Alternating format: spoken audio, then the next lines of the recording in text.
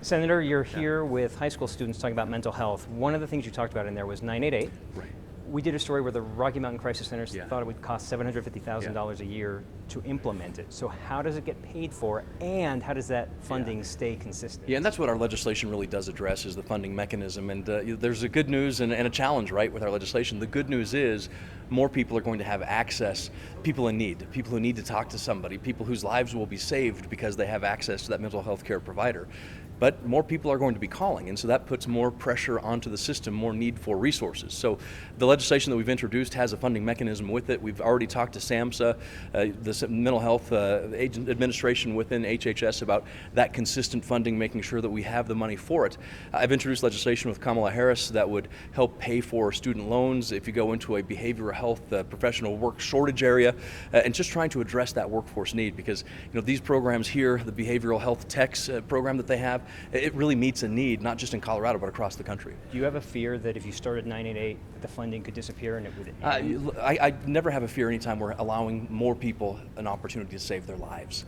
And that's what's so great about this bill, because if you have something that doesn't work, that people aren't able to find the resources, and we can do better, then we have to do better. And that's what 988 will allow us to do.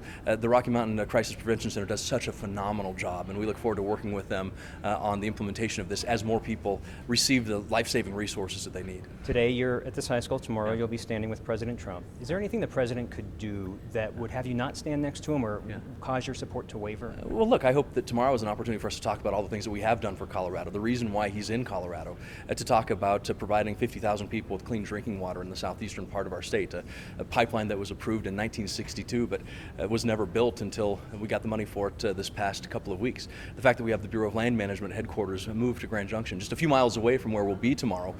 So we're going to talk about Space Force and Space Command. Those are things that we're going to talk about to highlight the work we've done. I'm not always going to agree, but there are certain things that we have done together that have made this state a better place.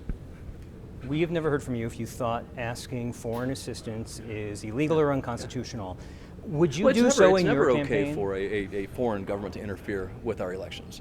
It's never okay for that, and I've certainly made a lot of points about that, introducing legislation to make sure that other countries don't do that.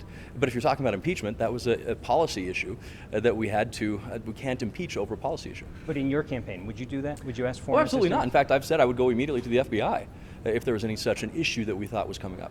No, because it's illegal or because it's unconstitutional? Well, because if you look at what's happening, look what Russia wants to do.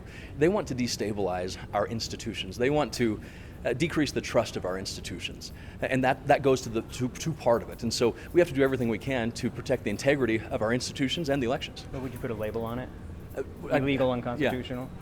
I guess I don't understand what you mean. If you were asking for foreign assistance or foreign Well, assistance, I wouldn't do that. It's offer, wrong. It's wrong. I wouldn't do it. Yeah. I know I'm holding up the tour. One last thing. I saw you engage with these students. Do you think you could have something like this in public, announced, whether it's the Front Range or a rural area, and have the kind of dialogue that you've had with these students without being shouted down? We've done countless roundtables around Colorado like this on mental health and economic issues, and they've all been wonderful. I just left an employee town hall of a medical provider. We had about a couple hundred people there to take questions, answering questions. So we'll do this up and down the Front Range, Eastern Plains, Western Slope, and continues to do that all over the state. Do you think you could do it without being shouted down? Yeah, we've done it without being shouted down, and so I think that's the important thing. I mean, this roundtable, the economic roundtables, the Main Street walks we've had have all been very successful in getting the feedback that we need to be very successful for Colorado. Rectangular table. Not quite round table. Yeah. Thank you for your time. Thank you. Good to see you, Marshall. Thanks.